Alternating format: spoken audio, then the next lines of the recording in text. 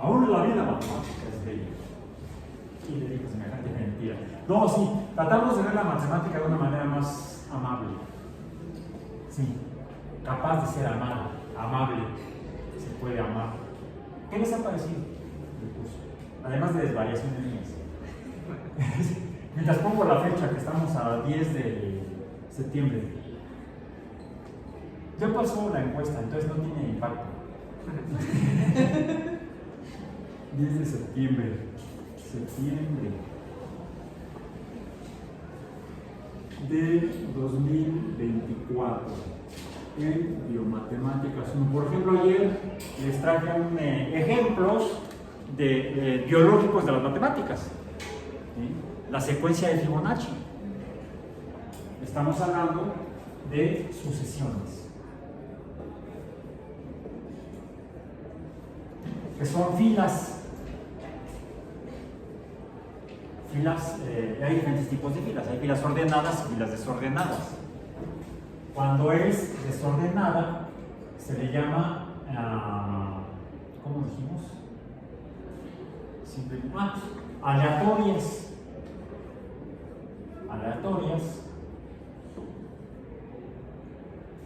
Aleatorias son desordenadas.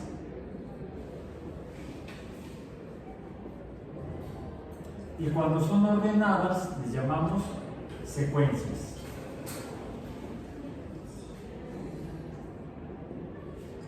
Son ordenadas.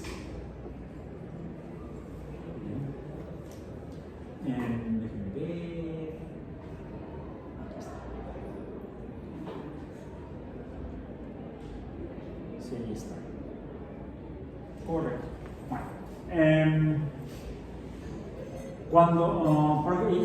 Es más, comencé la sesión de ayer hablando de las sucesiones ecológicas, que no son desordenadas.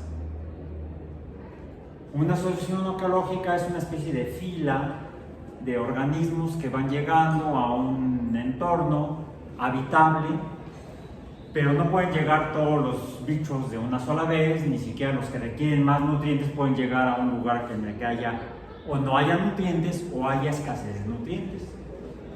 Llegan los primeros organismos que sean capaces, pueden llegar pero se van a morir si no hay nutrientes.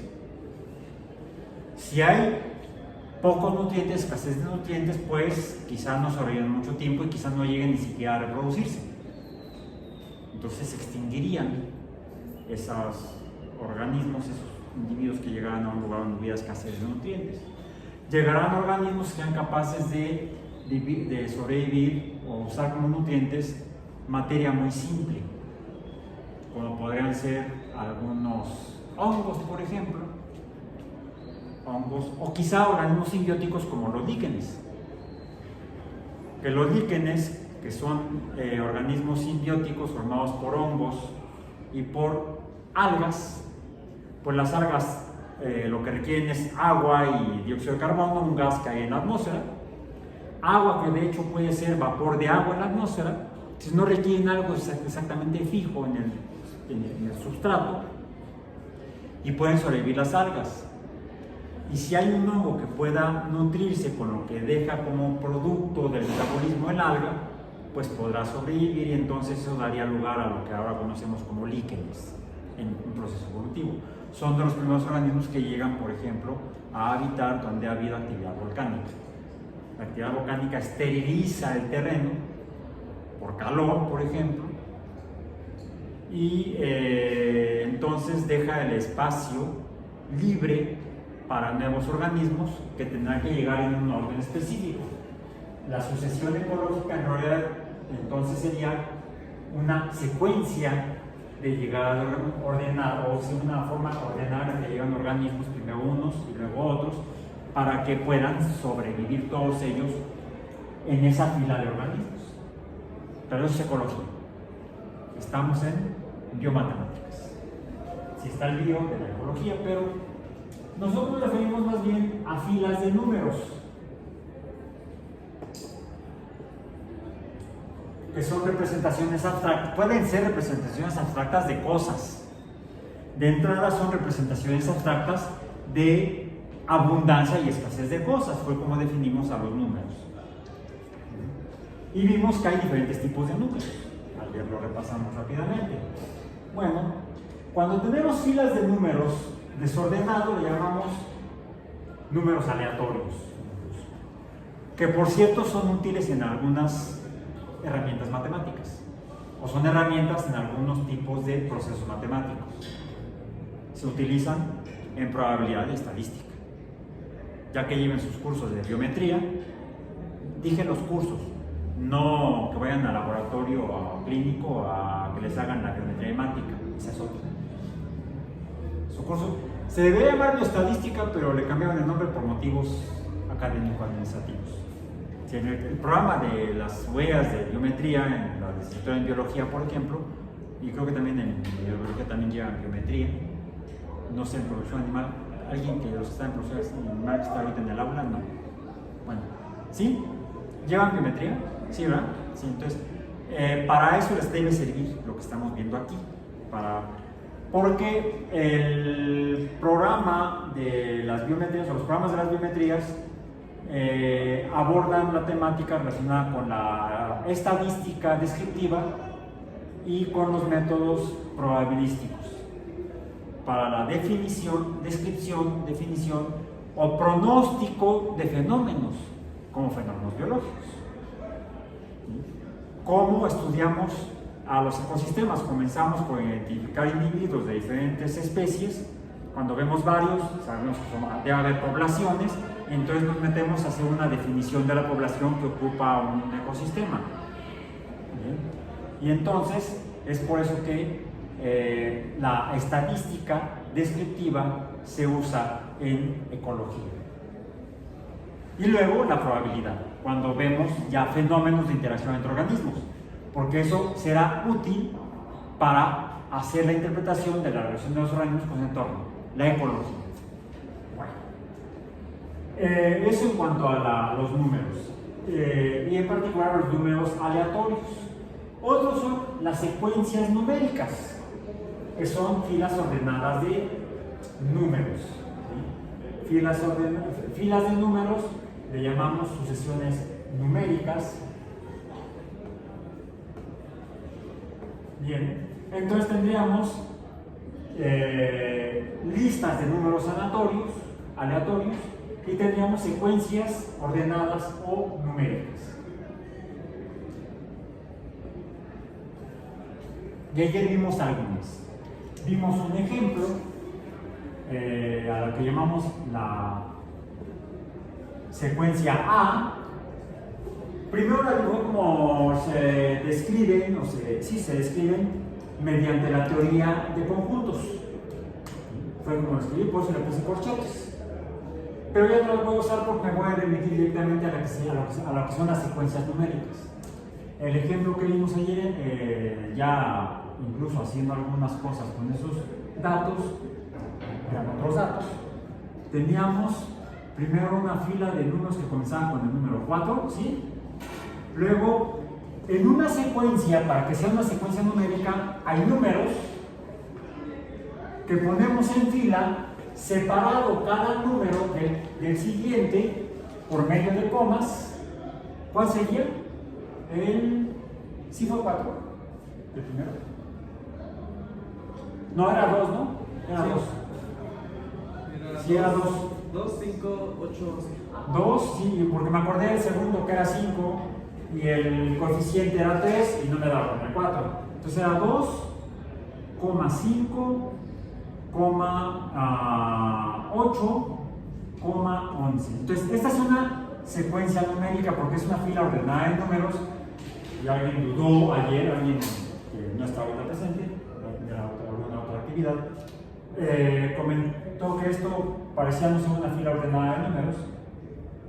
Sin embargo, luego nos dimos cuenta que sí está ordenada porque en todo orden hay lo que llamamos un patrón de orden. El concepto de patrón se refiere a orden. En el orden está el patrón, en el patrón se describe el orden de cualquier cosa, el orden de una fila de números. En este caso el patrón fue el número 3. Lo encontramos porque se dieron cuenta que si le sumábamos 3 al primer número, nos daba como resultado de la suma el segundo número, y si le sumamos el mismo número 3 al segundo, obteníamos el tercero, y si le sumamos 3 al tercero, obtenemos el cuarto. Por cierto, también mencioné que cada número en una fila ordenada, en una secuencia, es lo que llamamos un término de la secuencia. Y los términos se describen con letras minúsculas, como el término A, y se indica la posición que ocupa con número en la fila, como el primero en la fila, el número 2, A1, coma, el segundo en la fila, el número 5, A2, el tercero en la fila sería el A3, y el cuarto en la fila sería el A4, en esta fila de 4 números. Y este número que escribimos aquí abajo a la derecha de las letras que definen los términos, decimos las A, son términos con un número abajo a la derecha que lo ponemos la N de número, donde N recibe otro nombre que es el índice. Entonces, toda secuencia se puede definir o conocer mediante los términos y el índice de cada término. De hecho, el N, el índice, nos dice el tamaño o el tipo de secuencia que hay. Porque dijimos, si el índice es un número conocido, nos puede dar lo que llamamos una secuencia finita. El último índice nos dice que es finita. Si no conocemos el índice del último número, decimos que se trata de una secuencia infinita.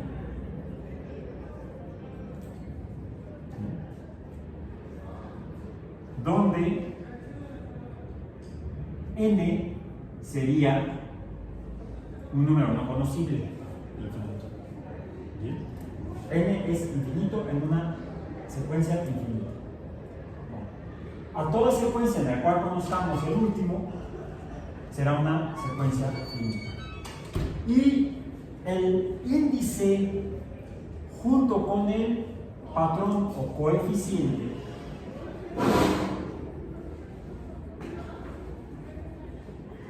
nos da el poder del oráculo de Delfos de predecir el futuro. ¿Cuál sería el siguiente número después del 2? El coeficiente o patrón nos lo define a partir del número índice. ¿Por qué? El A sub n es igual a el patrón o coeficiente por el índice y algún otro término, como en este caso es el número menos 1. Esto nos da, pues acá, nos da el valor numérico de cada término. Y así lo vimos, lo comprobamos. Cuando n es igual a 1, 1 por 3 sería 3, menos 1 nos da el número 2. Para el segundo término número 2, segundo término, segunda posición 2, por 3 nos da 6, menos 1 nos da el quinto término. Y esto es lo que conocemos como, finalmente, la definición del patrón general de la secuencia. Y terminamos la sesión de ayer mencionando que hay además otro tipo de filas de números, no solamente las filas aleatorias, desordenadas, y las filas ordenadas o secuencias, sino que pusimos esta misma fila, vamos a ponerle la fila A, con los números 2, 5, 8 y 11, Pero sería entonces, como lo pusimos aquí abajo, A sería A sub 1, A sub 2, A sub 3 y A sub 4. Pero se fijan, he omitido poner las comas porque aquí lo que estoy poniendo no es una secuencia de números ordenados, que es una secuencia, sino los mismos números ordenados con el mismo patrón incluso, el patrón de más 3. Lo voy a poner en azul para que se vea que es el patrón. Bien. 3 más 3 más 3, 2 más 3, 5, 5 más 3, 8, 8 más 3, 11. Bien. Aquí diríamos sería, ok, está bien, ahí está. Más el coeficiente, pongamos aquí, más C, el coeficiente C, ya está, coeficiente C, más C, porque lo que vimos ayer, como última parte de la sesión, fue que esta sería una fila de números que se adicionan o suman el subsecuente o el sucesor al predecesor o anterior. El segundo término se le suma al primero, el tercer término se le suma al primero, al segundo y al primero, y así hasta el último término. ¿Bien? Y esto entonces nos va a dar un número que es la suma. La suma. Dijimos que la suma la podemos definir. Bueno, hagamos aquí la suma. Y ya está S como símbolo, la ponemos aquí abajo. Ponemos aquí A sub 1 más A sub 2 más A sub 3, nos daría el número S. ¿Cuánto es el número S? 2 más 5, 7. 7 más 8, 15. Más 11, 26. 20. Yo creo que ya mejor lo jubilamos este. A ver si es el tiro de 3. ¡Sí! Hizo que no fue tiro de ancho. Traigo otro que casualmente también es rojo, me lo encontré en la mochila ayer.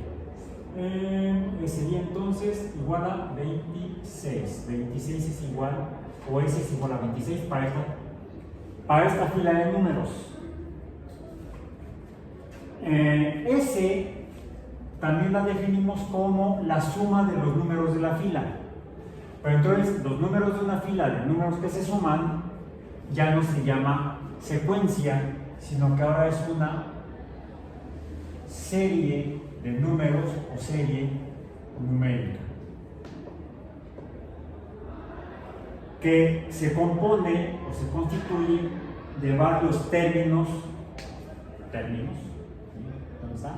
Pues aquí términos, los A sub n términos, que se suman sucesivamente en el orden que indica el índice. Y eso es importante porque nos permitió ayer finalmente poder llegar a esta definición de ayer. La suma también recibe el nombre de sumatoria. Pero entonces dijimos que le cambiamos el símbolo. Siempre me queda horrible. El símbolo es la letra S griega mayúscula, me quedó menos R. ¿Sí? Donde la suma sería la sumatoria de A sub 1 más A sub 2 más A sub 3 más A sub 4 igual hasta un número cualquiera. Pero donde obedece a este patrón. La sumatoria para esta serie numérica en particular, esta fila de estos números, el 2, el 5, el 8 y el 11 que se están sumando entre ellos, la podemos entonces resumir toda esta a el patrón. Sea la suma de 3n, no más, menos 1.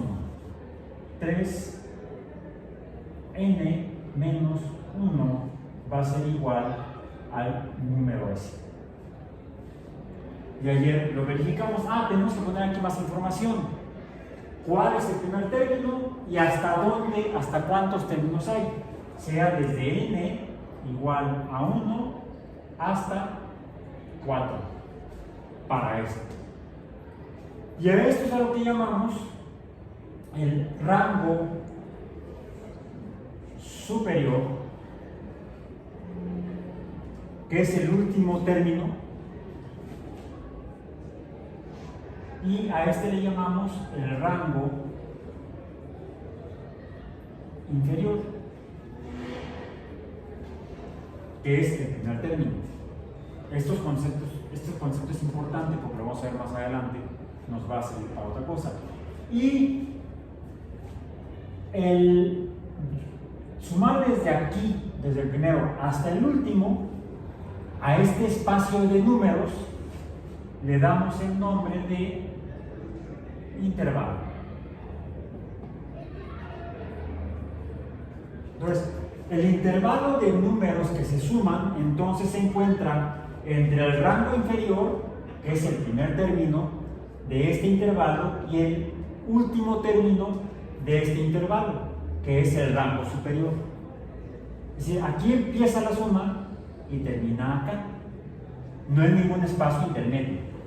Empieza aquí en el rango inferior y termina acá en el rango superior. Empieza y termina. Y reciben el nombre de rangos. No límites, porque el límite en matemáticas es un número no existente en una función,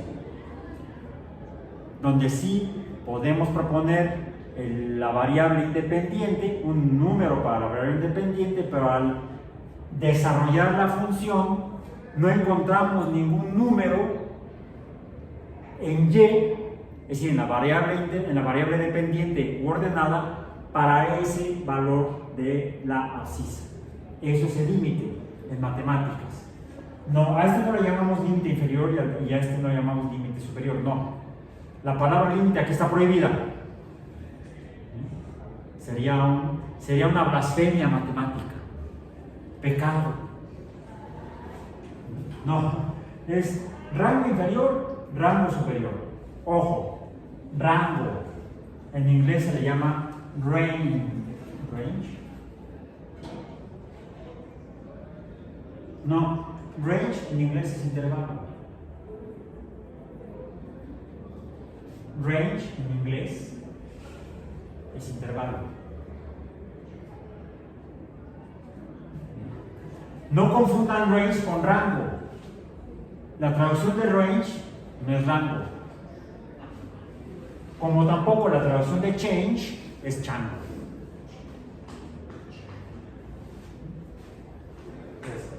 Rango inferior, rango superior. El espacio entre ambos, el intervalo o range en inglés. Okay. Pero si da con el traductor, ¿te da chango?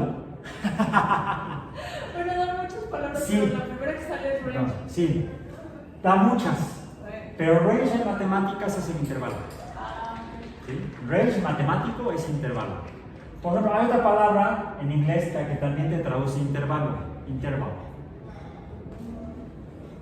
Pero no lo usamos en inglés. En inglés matemático es range. Desde el primer número, desde el primer término hasta el último término. Ay, no sé, soy matemático. No lingüista. A ver, busca traducción de rango. Por eso. ¿Rango te digo eso? Sí. Entonces luego lo vemos, luego lo buscamos en algún texto de matemáticas. Luego lo veo. Tengo ahí un libro de matemáticas que es el que uso, nada más que es un libro digital, que publican unos matemáticos, bueno, no, de hecho tampoco son matemáticos, son ingenieros en cómputo y creo que físicos, egresados del MIT. ¿Sí? Y el libro se llama, vamos aquí rápidamente, Está en la bibliografía del sitio web, incluso en las ligas que están en el sitio web de mi curso de Biomatemáticas 2, van a encontrar lo que es el libro de School Yourself, se llama la editorial, Enséñate a ti mismo. Y el libro se llama Hands on Calculus. Bueno, no está de alguna manera, Hands on Calculus. ¿Sí? Ahí se ve. No, ya no se ve. Se apagó. Se bloqueó. Se indigestó la pobre tableta, ya no le cae. Bueno, Hands on Calculus, o manos al cálculo. ¿Sí? Desafortunadamente estos cuates, será porque son alemanes, lo hicieron para la biblioteca de iBooks, o sea, la de Apple. ¿Sí? Si tienen computadora Apple, o aunque no tengan iPhone ni iPad, ni tabletas iPad, pueden entrar a iBooks y ahí pueden encontrarlo y lo pueden descargar. ¿Sí? Si no, tienen el sitio web que se llama schoolyourself.com, creo. Googleenlo, School Yourself. Y ahí vean cómo le llaman al superior y al inferior. En las sumatorias. Okay. Esto es para una serie numérica de este tipo que se define mediante un patrón, un coeficiente, que es un número que no cambia. El coeficiente, como en la función de la línea recta, la pendiente no cambia. Recordemos que la pendiente es un coeficiente de proporcionalidad. Bueno, aquí también es un coeficiente de proporcionalidad que nos permite encontrar la proporción o la diferencia entre los términos de una secuencia o de una serie. De hecho, también podríamos verlo de esta manera, como diferencia. Es decir, si en lugar de sumarle 3 al 2, le restamos 3 al 11, o sea, calculamos la diferencia entre 11 y 3 nos da 8. La diferencia entre 8 y 3 es 5. La diferencia entre 5 y 3 es 2. Entonces, ya sea que le sumemos el coeficiente a los términos sucesivos o le restemos el coeficiente a los números predecesores, obtenemos la identidad de cada término en una secuencia de este tipo o en una serie de este tipo, las cuales, por cierto, tienen un apellido. Esta es una serie numérica aritmética.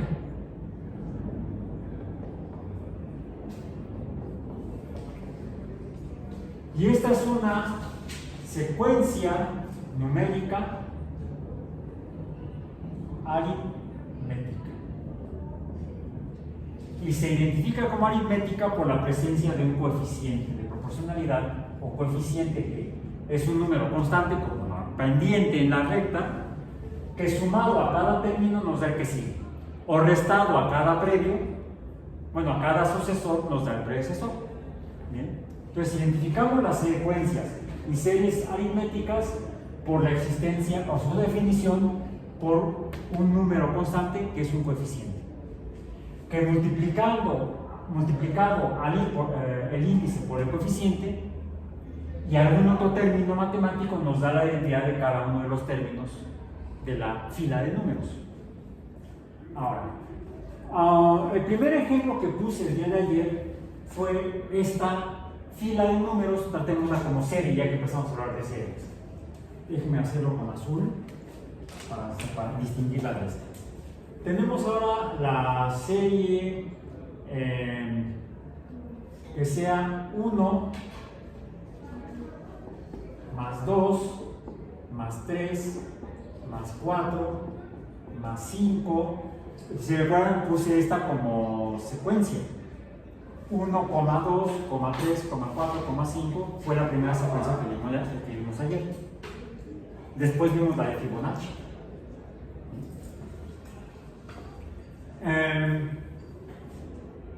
Esta sería entonces una serie numérica, sería aritmética, y la secuencia que vimos ayer, la primera 1,2,3,4, sería una secuencia aritmética.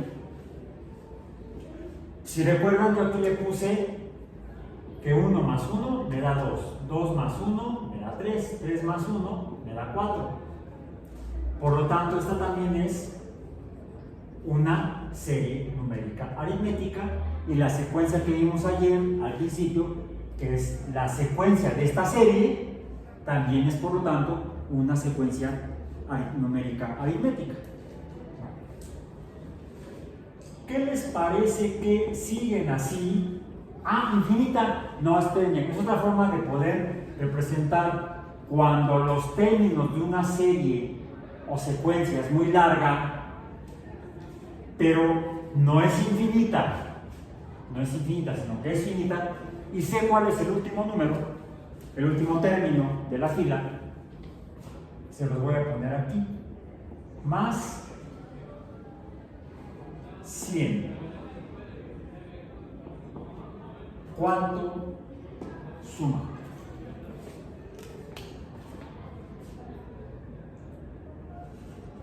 ¿Cuánto suma? Es más, vamos a poner la letra S. ¿Cuánto es la S azul aquí?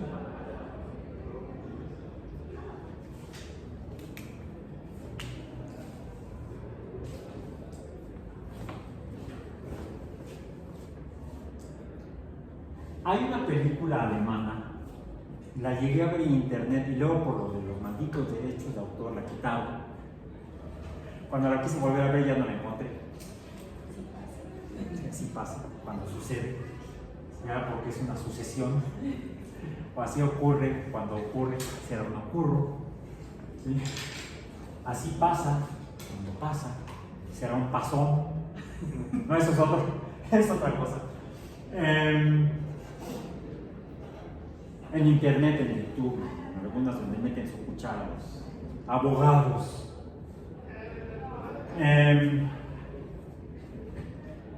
Esta película se llama Midiendo el Mundo, en español.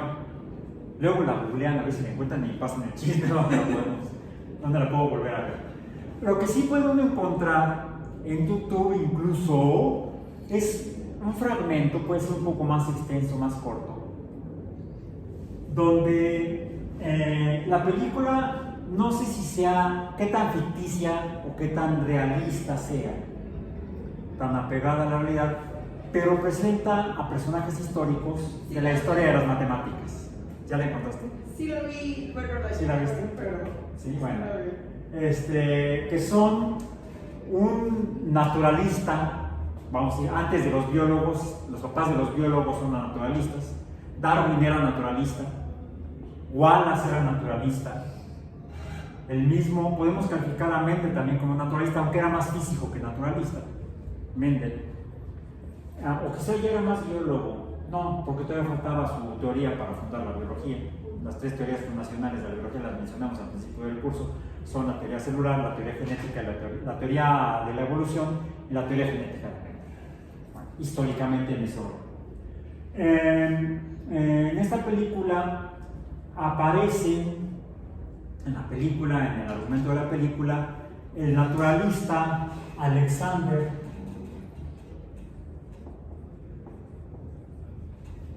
de Humboldt, pero en alemán se dice von Humboldt.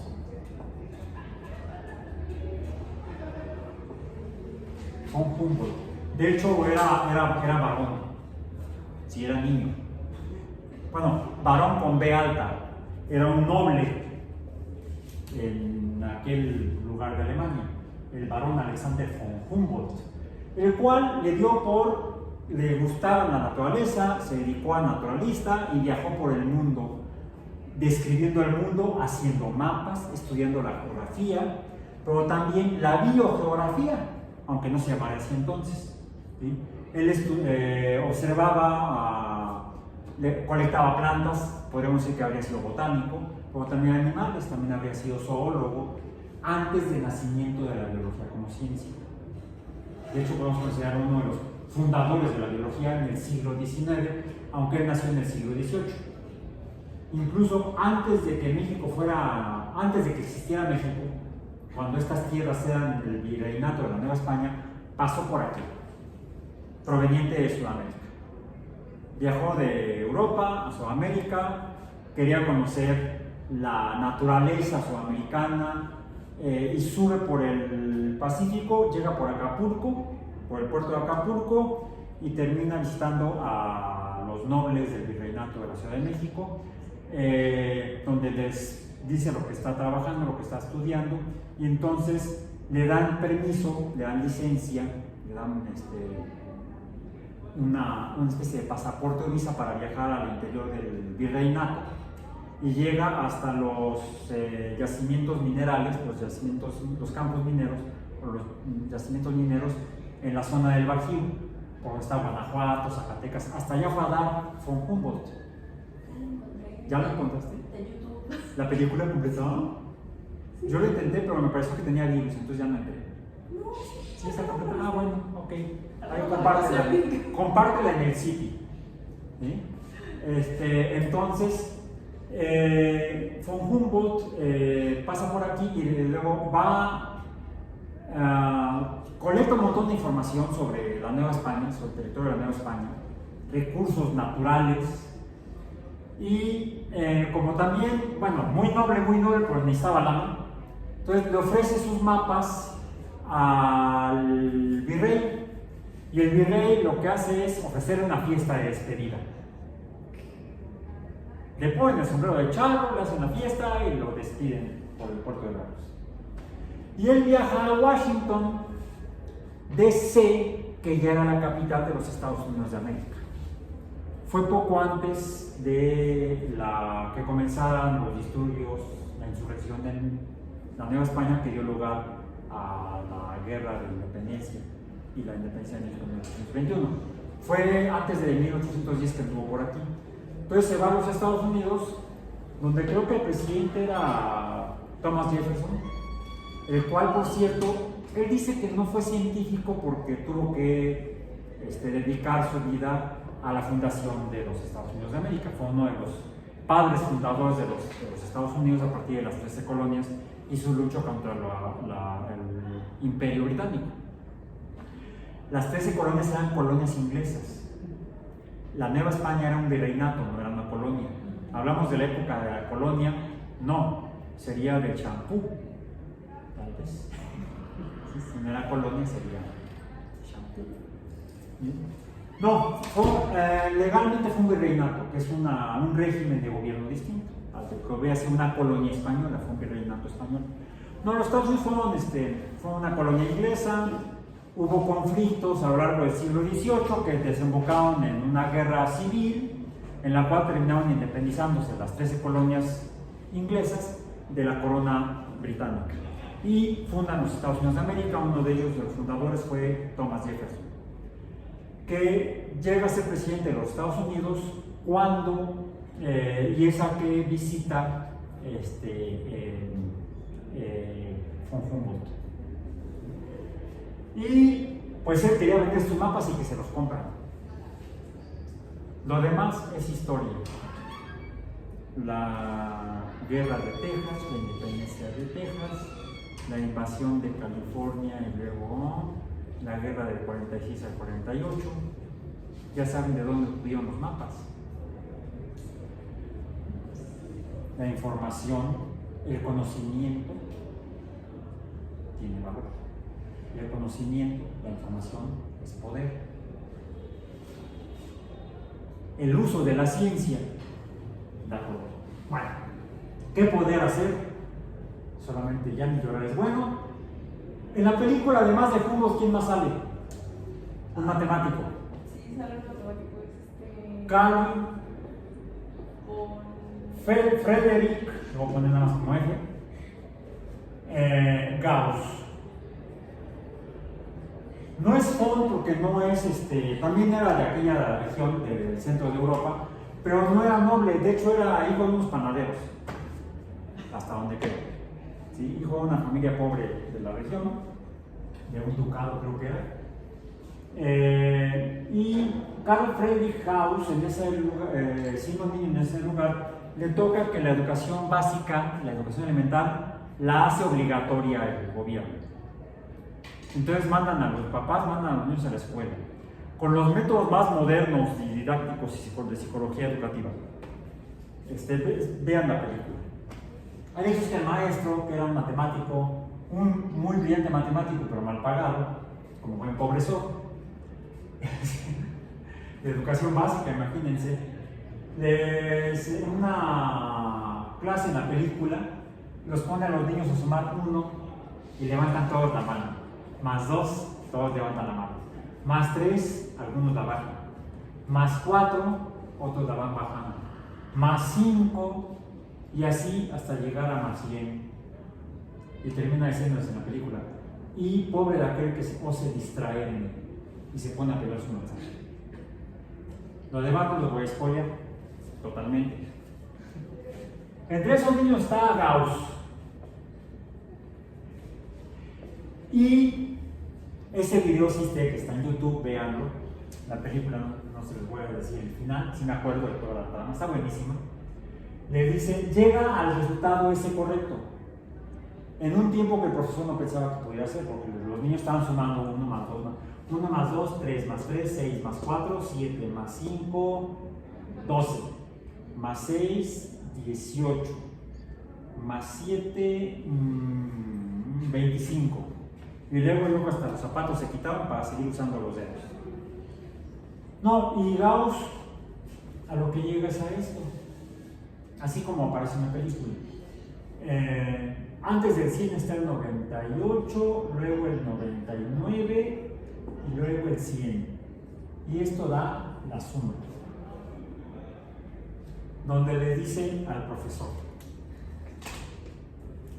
porque le enseña el resultado en la pizarra, usaban pizarrón en la clase, en lugar de cuadernos, y ve el resultado y le pregunta, ¿cómo llegaste a esto? Es fácil, algo así dice. 1 más 100 da 101. 2 más 99 da 101. 3 más 98 da 101.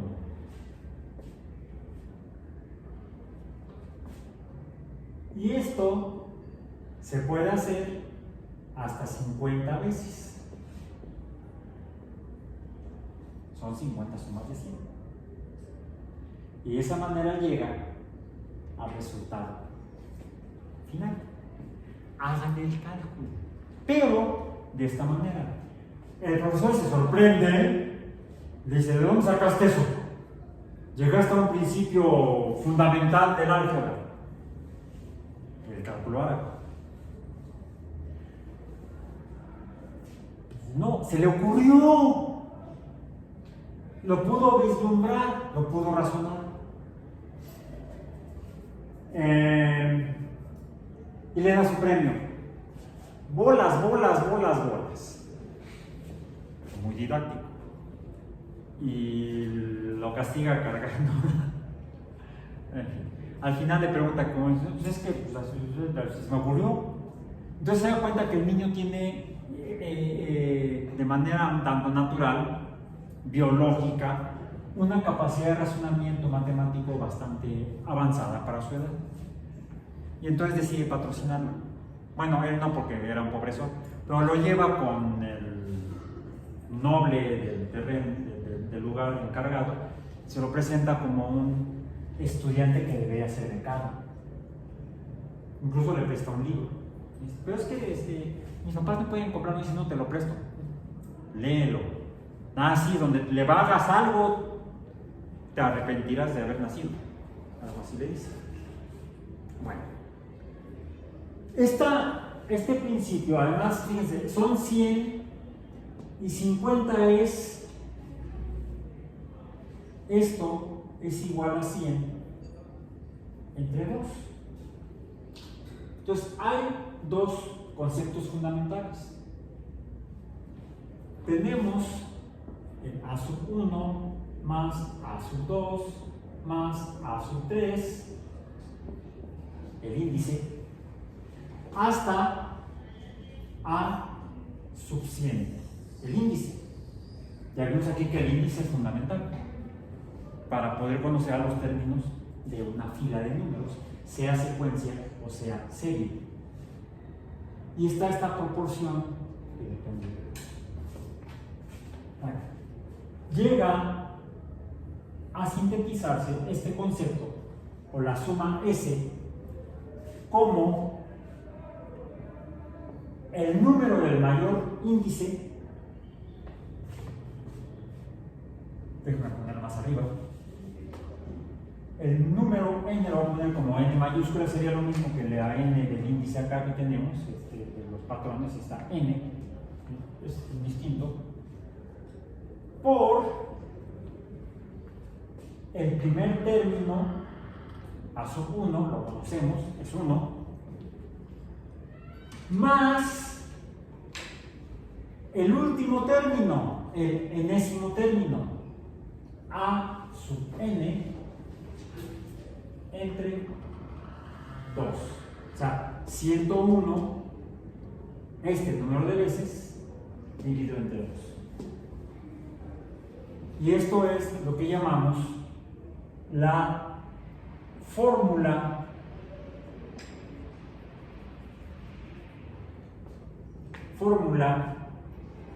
de la suma de series aritméticas. Y la podríamos aplicar para cualquier serie aritmética. Bueno, pero a veces puede suceder que nos encontremos con otras filas de números, pongamos a esta la fila B, esta fue la A azul, que es distinta a la A roja, esta de acá. Esta recuerden que es secuencia, no serie. Esta es la serie A azul, esta es la serie A roja, esta va a ser la serie B azul, donde tendríamos 3 más, ay Dios, no empiezo con el 3, empiezo con otro número. El 1 más 3 más 9 más 27 más 81. Pregunta, ¿es una sucesión numérica? Sí, es una fila de números. ¿Es una secuencia numérica? No. Podríamos tener... Uy, se cayó el plumón. Voy a poner aquí B igual a 1, 3, 9, 27, 81. Son los mismos números. La de arriba es una serie. Esta es una serie.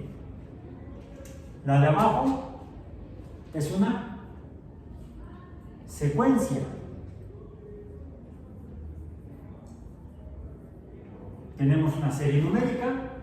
¿Tiene un orden? Pues sí, porque va del menor al mayor. 3 es más que 1, 9 es más que 3, 27 es más que 9, 88 es más que 27. Hay un orden de menor a mayor. No le preguntemos a algún expresidente porque nos va a dar otro resultado. En fin. Y aquí también. De hecho, son los mismos números, los mismos términos de la secuencia y de la serie. Pero podremos usar la fórmula de la suma de las series aritméticas para obtener el valor de S en esta serie. No se pierda el próximo episodio, por ahí acabamos.